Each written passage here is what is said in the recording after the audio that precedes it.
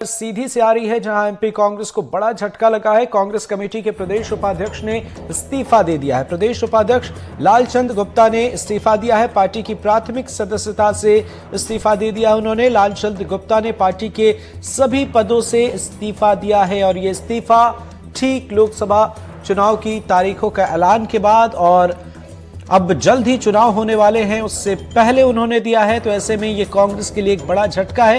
हालांकि ये अभी स्पष्ट नहीं है कि उनके आगे के इरादे क्या हैं या क्या वजह रही इसके पीछे, पर उनका इस्तीफा कहीं ना कहीं पार्टी के लिए एक बड़ा सवाल खड़ा करता है।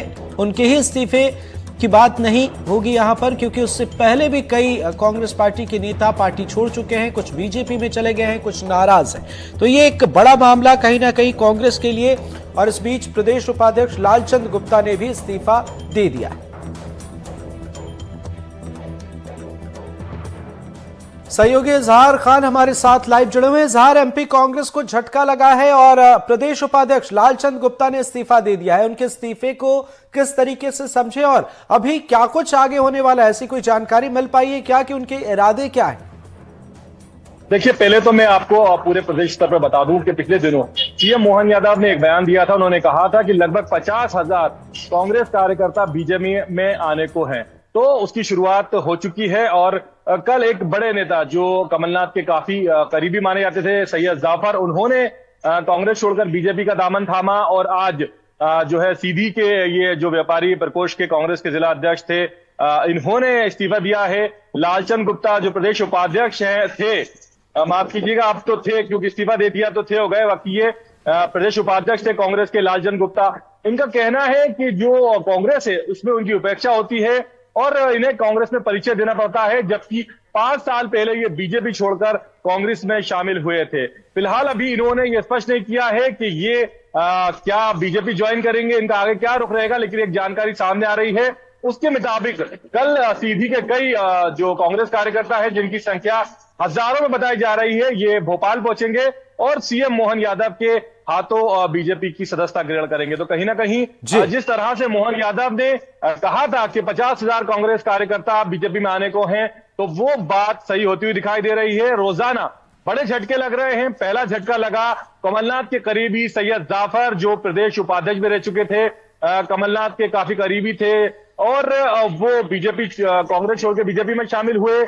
आज सीधी से जो व्यापारी वर्ग के जिला अध्यक्ष थे, प्रदेश उपाध्यक्ष थे लालचंद गुप्ता, उन्होंने भी कांग्रेस को बाय बाय कह दिया है और अब आगे उनका क्या रुख होगा ये कल पता चल पाएगा। तो कुल मिलाकर कांग्रेस छोड़कर बीजेपी में शामिल होने वाले का सिलसिला लगातार जारी है और ये सब ऐसे समय में हो रहा है कि जब कांग्रेस बिल्कुल चुनाव भी सामने और झटके पर झटके कांग्रेस पार्टी को लग रहे हैं। ऐसे में एक बड़ी चुनौती है लोकसभा चुनाव से पहले। इजहार, बहुत बहुत शुक्रिया इन तमाम जानकारियों के लिए। नजर बनाए रखिएगा।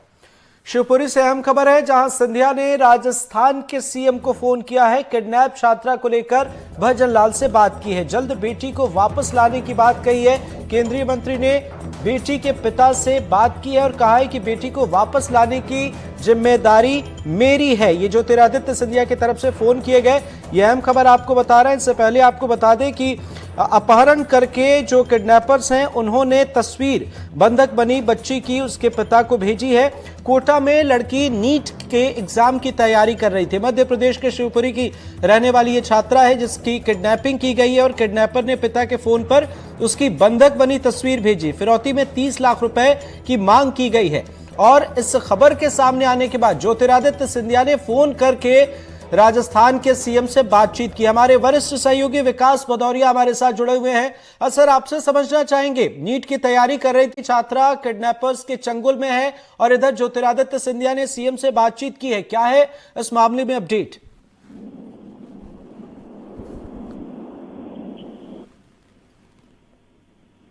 सर, आप तक आवाज पहुंच रही है, आपसे समझना चाहेंगे, जिस बच्ची की किडनैपिंग हुई है मामले में ज्योतिरादित्य सिंधिया ने सीएम से बातचीत की है। सर, बिल्कुल, शिवपुरी की ये बच्ची है जिसका अपहरण हुआ था कोटा में और नीट की तैयारी के सिलसिले में वहां पर एक कोचिंग में वो पढ़ाई कर रही थी और कॉम्पिटिटिव एग्जाम की तैयारी कर रही थी।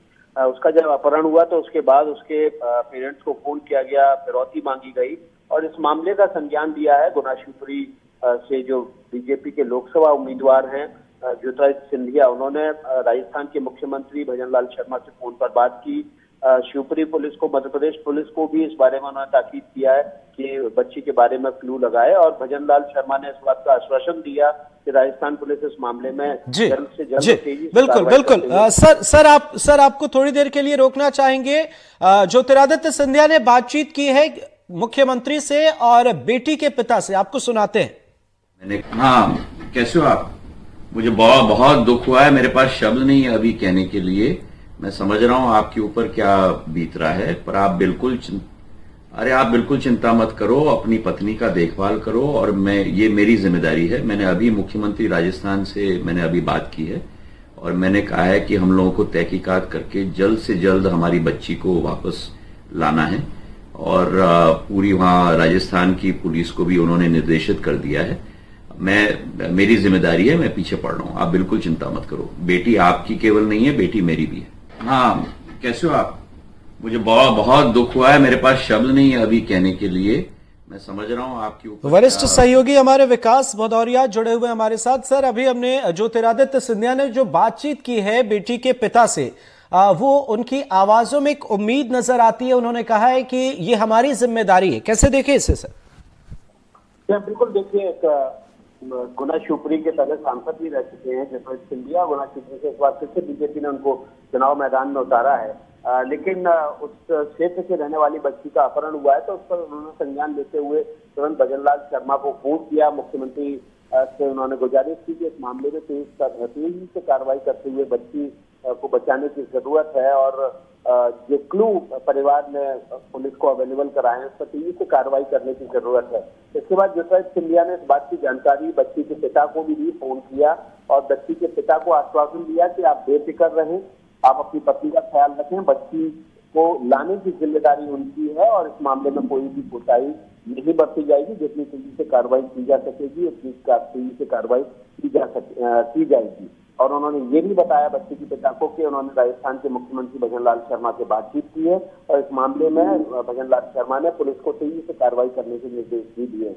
जाहिर तौर पर वो परिवार को सांत्वना भी देना चाह रहे थे, क्योंकि एक बच्ची जो कि नीट की तैयारी के सिलसिले में कोटा गई थी, उसका अपहरण हो जाए, ऐसी सूरत में बच्ची के परिवार पर निश्चित रूप से बड़ी आफत आ जाती है, मन में बहुत परेशान होता है, और इसी परेशानी को दूर करने की कोशिश ज्योतिरादित्य सिंधिया ने की। जी बिल्कुल सर, बहुत बहुत शुक्रिया। हमारे वरिष्ठ सहयोगी विकास भदौरिया हमारे साथ जुड़े, एनडीटीवी के सीनियर एडिटर और नेशनल अफेयर्स के मामले देखते हैं, और उन्होंने तमाम जानकारियां यहां पर साझा की हैं। बेशक यहां पर ज्योतिरादित्य सिंधिया की बातचीत ने उम्मीदें बढ़ाई।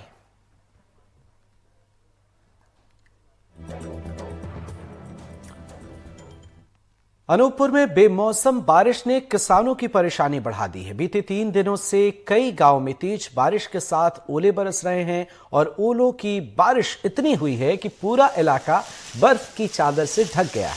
पुष्पराजगढ़ में बर्फ से कुछ गांव में कच्चे घरों की छत टूट गए, किसानों की खलिहान में रखी फसलें बर्बाद हो गई। इस बार बेमौसम बारिश से किसानों को भारी नुकसान हुआ है। इससे पहले ओले कि बारिश से किसानों की चना, मटर, सरसों और गेहूं जैसी फसलों को काफी नुकसान पहुंचा था। अब बाकी फसलें भी यहां पर बर्बाद होती नजर आ रही हैं। ये जरा तस्वीरें आप देखिए, शिमला मनाली की नहीं है बल्कि अनूपपुर की है, और यहां पर सफेद ओले जो हैं वो किस आकार के हैं वो भी आप यहां पर देख सकते हैं। तो निश्चित तौर पर एक तरफ दिनचर्या प्रभावित हो रही है, दूसरी तरफ सबसे ज्यादा नुकसान किसानों को है, और ऐसे मौसम में एहतियात बरतने की भी, सावधानी बरतने की भी बेहद जरूरत है। जबलपुर में रेलवे कर्मचारी और उसकी बेटी के हत्याकांड, दोनों आरोपी कर्मचारी की बेटी और उसके प्रेमी को अब तक गिरफ्तार नहीं किया जा सका। इस बीच छत्तीसगढ़ की एक कंपनी ने आरोपी मुकुल सिंह के खाते में 30,000 रुपए जमा किए हैं। उसकी पुलिस जांच करेगी। वह इस मामले में कहा जा रहा है कि रेलवे कर्मचारी ने मुकुल सिंह पर नाबालिग लड़की के अपहरण का आरोप लगाया था, लेकिन कोर्ट में आरोपी लड़की ने इस बात को नकार दिया और कहा कि वो अपनी मर्जी से मुकुल सिंह के साथ गई, जिसके बाद दोनों आरोपियों को बेल मिल गई थी। तो ये नया अपडेट आपको दे रहे हैं इस मामले में, और ये तस्वीरें देखिए पहले सामने आई हैं। यहां पर बीते 15 मार्च को पिता और भाई, जिसकी उम्र 9 साल थी, पिता की उम्र 52 साल थी, उनकी हत्या कर दी गई। आरोपी और बेटी पर शक जा रहा है। बेटी ने हालांकि इस वारदात के बाद अपने चाचा को मैसेज भेजा था और उसके बाद सीसीटीवी फुटेज सामने आई जिसमें आरोपी के साथ ये लड़की जाती हुई नजर आई। इस मामले में जांच पड़ताल की जा रही है और फिलहाल ये अपडेट जो सामने है, रेलवे कर्मचारी और उसकी बेटी की हत्या के मामले में कुछ पैसे ट्रांजैक्शन को लेकर वो आपको बता रहे हैं। मुकुल कुमार सिंह की रेगुलर जमानत की अर्जी मध्य प्रदेश उच्च न्यायालय में सुनवाई हुई थी। उस केस में मैं अधिवक्ता के रूप से उसके ओर से हाजिर हुआ था। मैंने बहस की थी। उसको 376 के मुकदमे में गिरफ्तार किया गया था। आपके सामने आदेश रखा हुआ है जिसमें उस लड़की को सफिशिएंटली मैच्योर्ड मान के और उसका किसी के द्वारा किसी कोई शिकायत नहीं करना, यह दर्शाता है कि वो लड़की अपने आप उसके साथ में गई थी और उसको सारे चीज़ों को मद्देनजर रखते हुए मध्य प्रदेश उच्च न्यायालय ने उसे जमानत पे छोड़ा था।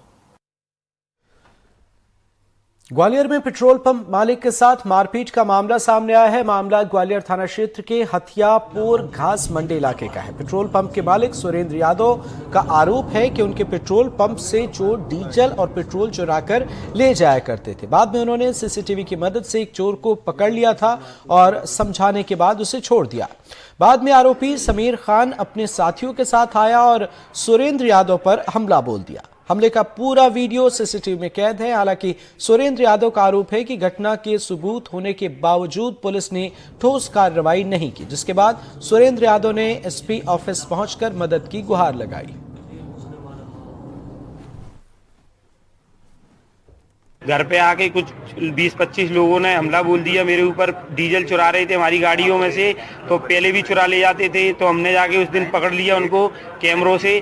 तो वो लोग कैमरों से पकड़े गए तो फिर उनके वो वहाँ से भाग गई। फिर वहाँ से 20 से 25 लोग आए तो उन्होंने 11:30 बजे मेरे पे हमला कर दिया। डंडों से कट्टे की बट मारी और गोलियां चलाई और मार के मुझे गैरोस करके वहाँ से भाग गई। सर थाने में FIR कराई है, कोई बड़ी FIR नहीं हुई है। थाने के अंदर छोटी सी एक धाराएं लगाई गई हैं उन पे। ग्वालियर थाने का मामला है, उनके द्वारा रिपोर्ट दर्ज कराई गई है, FIR दर्ज हो गई है। उनका कहना यह है कि कार्रवाई नहीं हुई। इस संबंध में थाना प्रभारी को निर्देशित किया गया है तत्काल कार्रवाई करके अवगत करा। आगरमालवा में पुलिस और महिला और बाल विकास कल्याण समिति ने मिलकर एक अभियान चलाया है। इस अभियान में भीख मांग रहे बच्चों को पकड़ा गया और उनके परिजनों को बुलाया गया। इस दौरान परिजनों को समझाया गया बच्चों से भीख न मंगवाएं। अधिकारियों ने परिजनों को चेतावनी दी है कि अगर वे ऐसा नहीं करेंगे तो परिजनों से बच्चों को लेकर अलग व्यवस्था उनकी की जाएगी प्रशासन की तरफ से।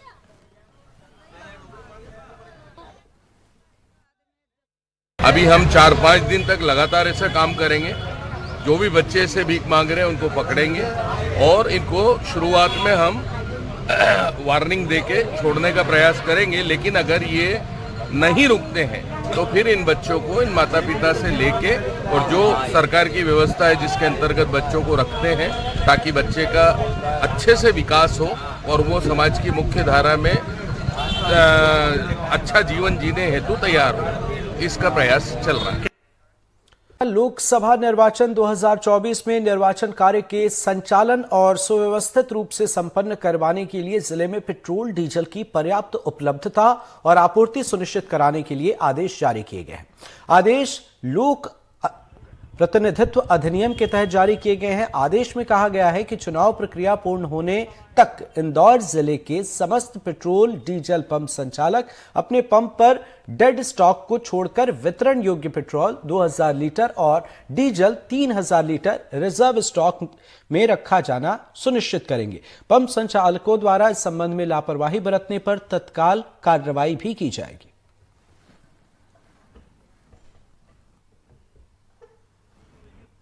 देखिए, ये जो हमारा एसेंशियल कमोडिटी एक्ट है उसके तहत पहले से ही हम लोगों ने इस चीज को अनिवार्य कर रखा है और सभी तरीके का स्टॉक रखना और उससे जो संबंधित स्टॉक वहां का है उसको मैच करना, दोनों चीजें अनिवार्य है। समय समय पर हमारी टीम चेक करती रहती है। अगर कहीं पर इस तरीके की चीज पाई जाती है तो निश्चित रूप से वो ब्लैक मार्केटिंग की श्रेणी में आता है और उसके आधार पर कार्रवाई होगी। धार जिले की टांडा पुलिस ने कार्रवाई करते हुए 25 लाख रुपए से अधिक की बियर जब्त की है। मामले में ट्रक के ड्राइवर को गिरफ्तार किया गया है। धार जिला आदिवासी बाहुल्य क्षेत्र है। यहां होली के एक सप्ताह पूर्व जिले में लगने वाले साप्ताहिक हाट बाजार भगोरिया पर्व में परिवर्तित हो जाते हैं, जिसे धूमधाम से मनाया जाता है। इस दौरान आदिवासी अंचलों में बड़ी तादाद में देसी और अंग्रेजी शराब की खपत होती है, जो अवैध तरीके से क्षेत्रों में खपाई जाती है। जिला पुलिस कप्तान मनोज कुमार सिंह ने जिले के समस्त थाना और चौकी प्रभारियों को अवैध गतिविधियों पर अंकुश लगाने के निर्देश दिए हैं, जिसके तहत टांडा पुलिस द्वारा यह कार्रवाई की गई, जिसमें लाखों रुपए की शराब जब्त की गई।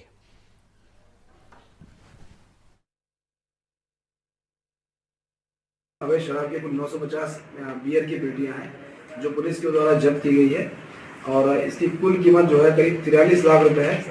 शराब की कीमत है 25 लाख 8 हजार रुपये, तो वाहन की कीमत है 18 लाख रुपए। इस तरीके से कुल 43 लाख 8 हजार रुपये की कीमती की शराब और वाहन जब्त किया गया है और अभी चिकम को गिरफ्तार किया गया है।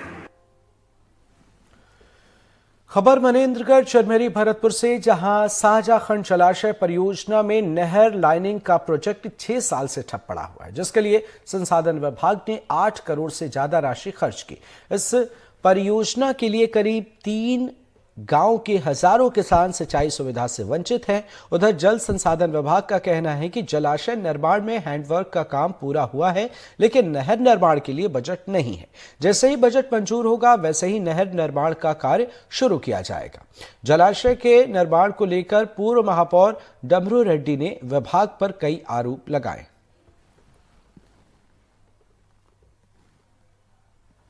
शाहजहां जलाशय 6 वर्ष से हैंडवर्क पूरी हो चुकी है।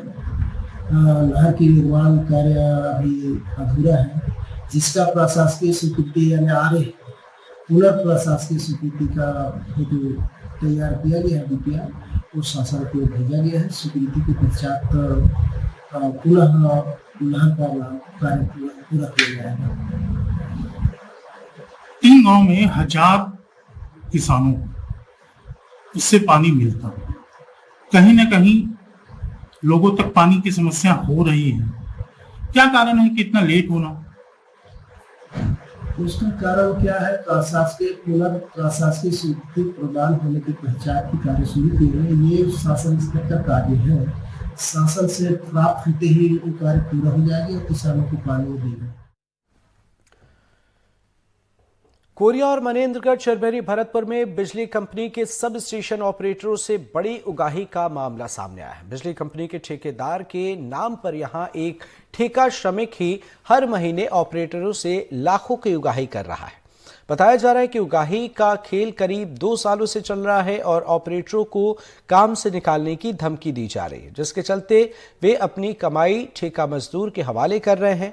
मामले का खुलासा होने के बाद एनडीटीवी ने आरोपी ठेका मजदूर से उसका पक्ष जानने की कोशिश की। उसने मामले में कुछ भी कहने से फिलहाल इनकार कर दिया है।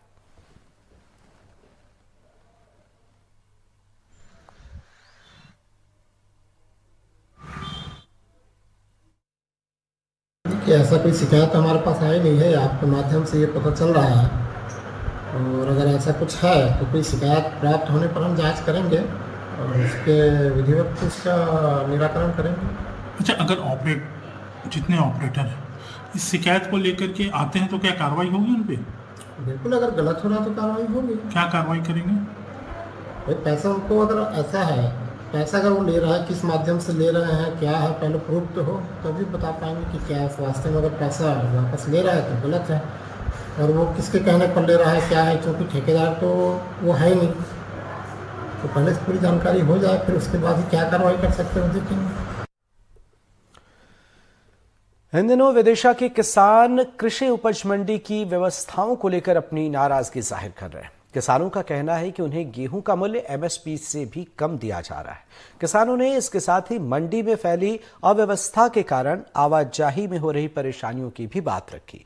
मामले पर मंडी समिति ने सुचारू व्यवस्थाओं का दावा किया है। साथ ही कहा है कि दाम ऊपर से तय किए गए हैं और मंडी समिति इस पर कुछ नहीं कर सकती। समस्या अब भाव की है जब मान लो 2300 2200 मेरी 2 ट्राली आई है, एक ट्राली मेरी 2300 की है, एक ट्राली 2600 की है, माँ लेके ही है, वो 2 ही एक ही खेती है, 2 ट्राली भर कर लाऊं, एक 2300 की, एक 2600 की है। क्या चाहते हैं आप लोग? रेट कम से कम जो माल जो किसान को है बात रेट तो मिले भाई का तुम्हारी ज्यादा जो ट्राली है अपनी भाई तुम 2600 खरीद ली, कम ट्राली है भाई 2300 खरीद ली, एक 8 ट्राली खरीद रहे हैं बस। और ये सब ट्राली हैंगी 3-4 हमारे आसपास की गांव की हैंगी, मतलब खेत मेड़ से मेड़ हैंगी, कहीं के की 2200 हैगी, कहीं के की 2700 हैगी, लेकिन रेट कोई है ही नहीं है निश्चित। मंडी कमेटी कोई व्यवस्था नहीं है, ट्राली मिराली है, सब परेशान है किसान पूरी तरह से। और रेट में क्या स्थिति है? रेट में स्थिति गड़बड़ है, 2700 होने चाहिए पीसी, 2700 का सरकार का रेट था। अब कितनी मिल रही? 22, 23, 24। अरे हम चाह रहे थे 2700-2800 तो बिके कम से करार। अभी कितना बिक रहा है? अभी 2400 22, 23, 2410 गई मेरी। रेट तो क्या है, मंडी के हाथ में होते नहीं, ये तो ऊपर से चलते रहते हैं मार्केट से, तो उसके अपने हाथ में कुछ होता नहीं है। बाकी तो रेट अच्छे ही चल रहे हैं, अगर कम चल रहे होंगे तो किसान ज़्यादा माल लाता नहीं, किसान अगर ज़्यादा ला रहा है तो इसका मतलब रेट उसके हिसाब से है, मन माफिक है। बाकी बेचने वाले को तो हमें ऐसी लगता है कि हमारे रेट कम है।